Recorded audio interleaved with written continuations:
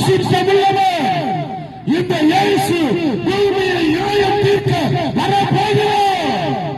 அந்த வருகை நாளில் நீ எங்கே போய் நிற்பாய்? ஒரு கையில் சிலரை வைத்துக் கொண்டு, கையில் மதுபானத்தை வைத்துக் கொண்டு விபச்சாரத்தோடு நேசித்தவர்